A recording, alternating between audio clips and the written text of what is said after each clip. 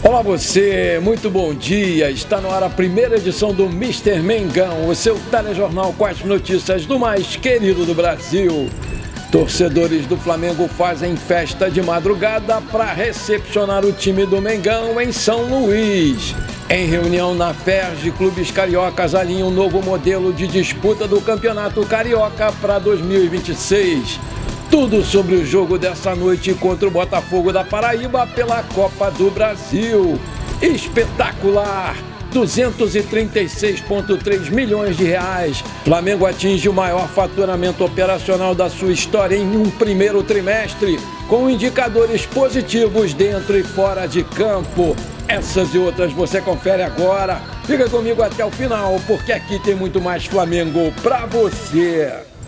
O Flamengo é sinônimo de recepções calorosas no Nordeste. E o amor pelo clube é tanto que não dá trégua nem de madrugada. Nas primeiras horas dessa quinta-feira, feriado do Dia do Trabalhador, centenas de rubro-negros aproveitaram que não precisariam acordar cedo e espantaram o sono para ver os jogadores do Mengão de perto na chegada a São Luís. Tanto no aeroporto da capital maranhense quanto na porta do hotel onde o time está hospedado, a festa foi muito grande. A delegação rubro-negra deixou o Rio de Janeiro às 21h25, horário de Brasília, e desembarcou na cidade por volta de 1h da manhã. Chegada ao hotel aconteceu às 2h15, cerca de 18 horas antes da estreia da Copa do Brasil. O Flamengo enfrenta o Botafogo da Paraíba às 20 horas, horário de Brasília, no Castelão, pelo jogo de ida da terceira fase. Como haviam muitos torcedores na chegada ao hotel, os jogadores demoraram um pouco a desembarcar por questões aí de segurança. O ônibus do Flamengo subiu a calçada e se aproximou um pouco mais da entrada. Só então, os jogadores apareceram para o público. Bruno Henrique, Léo Pereira, Luiz Araújo, Wesley, Ayrton Lucas e Juninho pararam no caminho para atender os pedidos dos torcedores no trajeto, A gritaria chegou a acordar vizinhos dos prédios ao lado que iam para a varanda ver o que estava acontecendo. Felipe Luiz encerrou a preparação no treino fechado na tarde dessa quinta-feira aqui no Ninho do Urubu. 5 jogadores do Flamengo foram poupados e sequer viajaram com a delegação. São eles Rossi, Alexandro, De La Cruz, Arrascaeta e Pedro. O técnico Felipe Luiz deve preservar outros titulares e mandar a campo um time bastante modificado para essa quinta-feira. Provável escalação do Flamengo vai ser Matheus Cunha, Varela, Léo Ortiz, Danilo e Ayrton Lucas, Everton Araújo, Alan Plata ou Matheus Gonçalves, Luiz Araújo, Michael e Bruno Henrique ou Juninho. Produção coloca aí a lista dos relacionados para esse jogo de logo mais em São Luís do Maranhão. Alan, Ayrton Lucas, Bruno Henrique, Cleiton, Danilo, Diogo Alves, Eric Pulgar, Everton Cebolinha, Everton Araújo, Guilhermo Varela, Gerson, João Vitor, Joshua, Juninho, Luiz Araújo, Léo Ortiz, Léo Nanete, Léo Pereira, Matheus Cunha, Matheus Gonçalves, Michael, Plata e Wesley. Você deve estar se perguntando, cadê o Wallace nessa relação aí? E eu vou te dizer por quê. Ele teve alguns problemas nos bastidores do Ninho do Urubu. O Wallace e o Joshua brigaram feio e quase saíram no tapa no dia do jogo entre Flamengo e Cruzeiro pelo Brasileirão Sub-20, no dia 16 de abril. Depois dessa situação, o Joshua passou a ganhar mais espaço na lista do Felipe Luiz. A ausência do Wallace no grupo profissional, na visão da diretoria do clube e da comissão técnica, é por falta de merecimento pelo desempenho nos treinos. Felipe Luiz e o técnico do Sub-20, Nuno Campos, trabalham em conjunto e batem na tecla da meritocracia. O Wallace tem 9 jogos, 4 gols e 2 assistências no time profissional do Flamengo.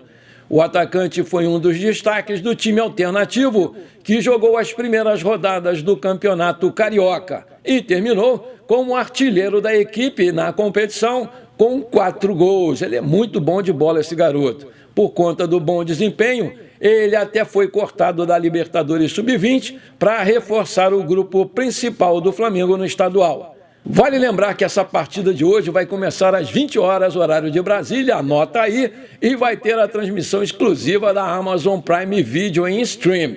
O Botafogo da Paraíba volta à terceira fase da Copa do Brasil, depois de 5 temporadas sem alcançar tal feito. A última vez foi em 2019. Na atual temporada pelo torneio, ele conseguiu bater a Portuguesa aqui do Rio de Janeiro nas penalidades na primeira fase, depois de um empate em 1-1 no tempo normal, e golear o Concórdia na segunda fase por 4-0. O belo reencontra o Flamengo em Copa do Brasil depois de 21 anos. Em 2003, o rubro-negro goleou o Botafogo da Paraíba por 4-1 e eliminou o clube paraibano.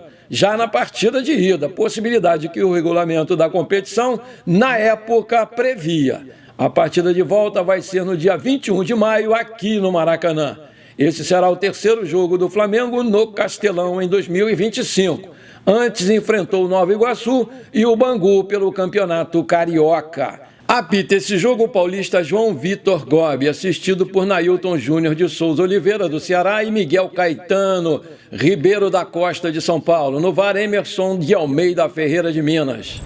Meus amigos e minhas amigas, mais um jogo, mais uma história. E hoje à noite o Flamengo tem a obrigação de vencer, e vencer bem o Botafogo da Paraíba, que atualmente disputa a Série C do Campeonato Brasileiro. Vamos lembrar que ontem o Grêmio perdeu pela Copa do Brasil para o CSA, que também disputa a Série C, perdeu de 3-2. Portanto, rapaziada, lambaria é pescado e jogo é jogado. Vamos jogar sério para não complicar, nada de salto alto. Vamos com um time misto, mas com excelentes jogadores que poderiam tranquilamente estar aí em qualquer time do Brasil.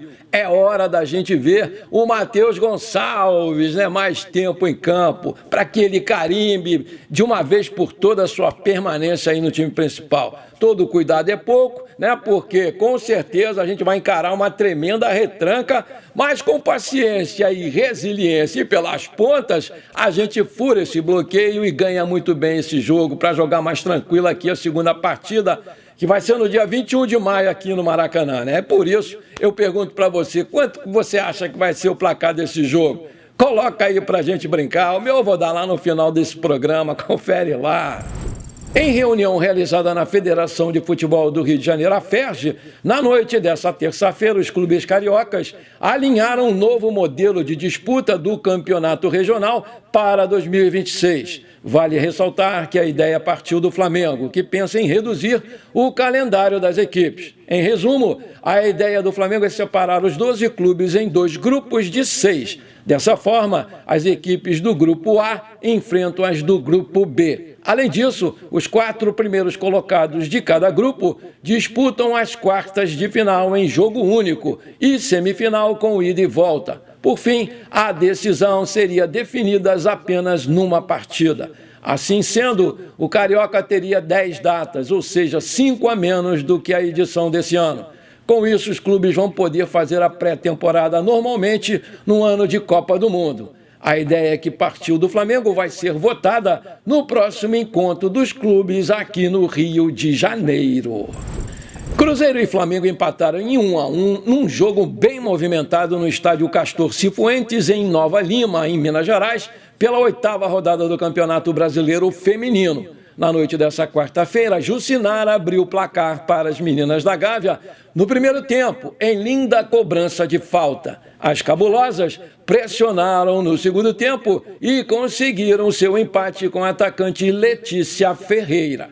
Com o resultado, o Cruzeiro chega a 20 pontos e assume a liderança do Campeonato Brasileiro Feminino e torce por uma derrota da Ferroviária para o Fluminense hoje, para se manter na ponta da tabela. O Flamengo chegou a 11 pontos e segue em 8º lugar. As meninas da Gávea também jogam no domingo contra a Ferroviária às 11 horas da manhã.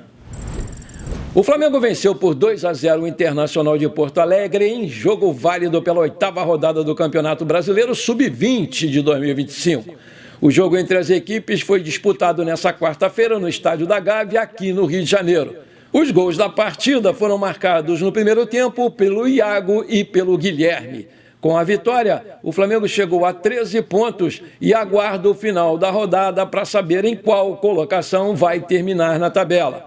O Inter tem apenas 6 pontos conquistados e segue na parte de baixo da tabela. O Mengão venceu com Lucão, Daniel Salles, depois Wanderson, Iago da Mata, Gustavo, Ryan Lucas, João Alves, depois Fabiano, Guilherme, depois Rafael Couto, Mora, depois Davi, Pedrinho, depois Felipe Lima e Chola, depois Alan Santos, técnico Nuno Gomes. O próximo jogo do Flamengo é contra o Bahia, no dia 7 de maio, às 15 horas, horário de Brasília, no Estádio da Gávea, aqui no Rio de Janeiro.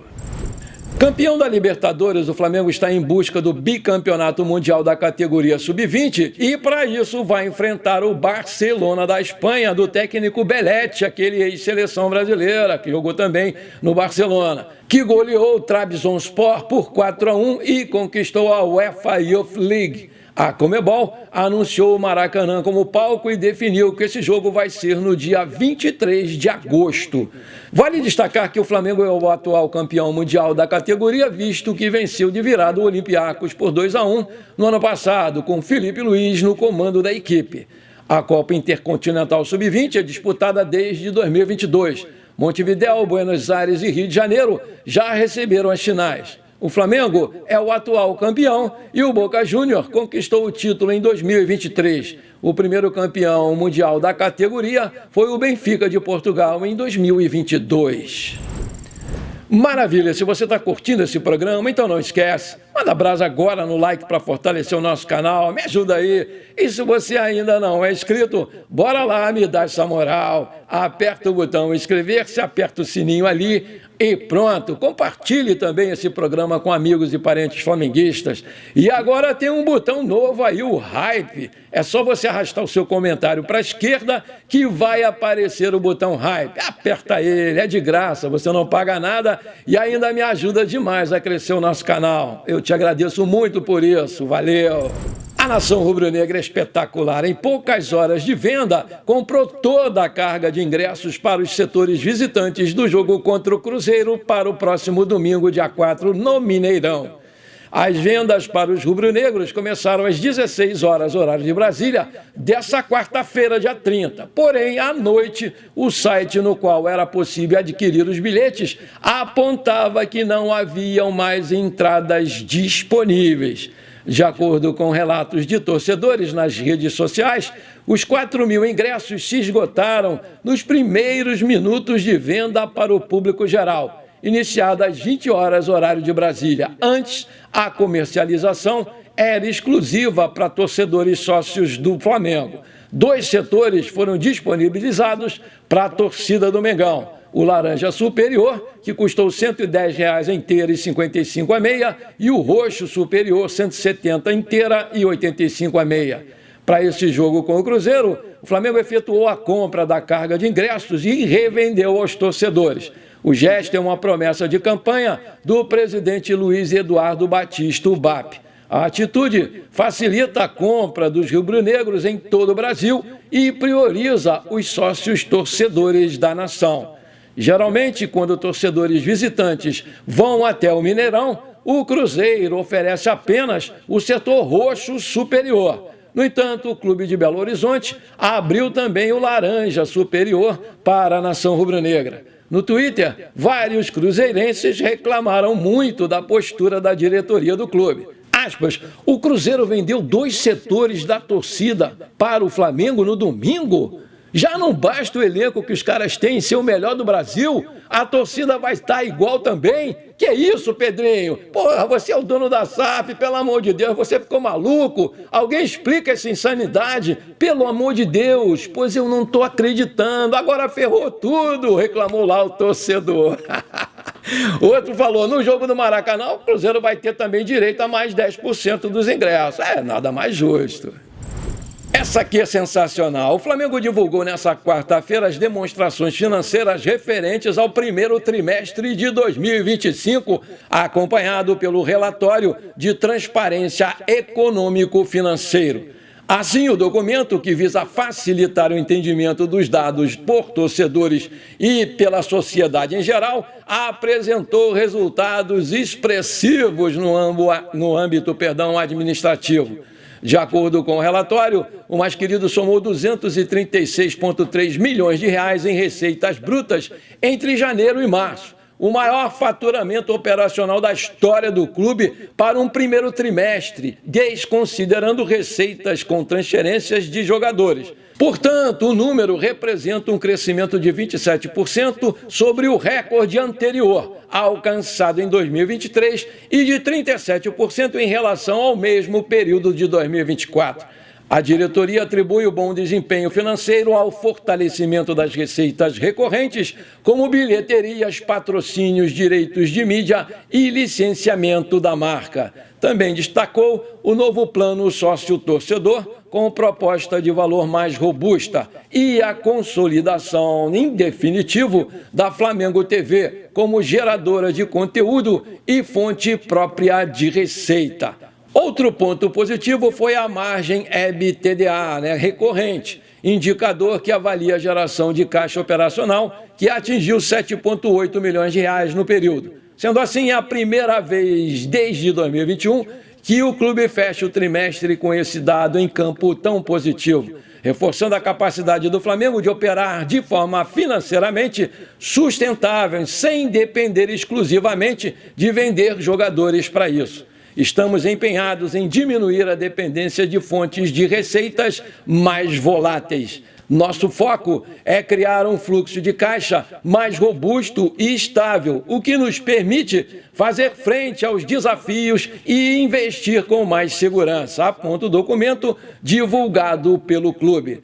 Assim, com os dados do relatório, o Flamengo encerra o primeiro trimestre de 2025 com indicadores positivos dentro e fora de campo. Espetacular! Parabéns, Flamengo! Bom, por enquanto foi isso. Eu espero que você tenha gostado do nosso programa. Muito obrigado de coração por você ter ficado comigo até aqui. Um grande abraço e bora ser feliz. Pra cima deles hoje, Mengão 3-0, tá bom!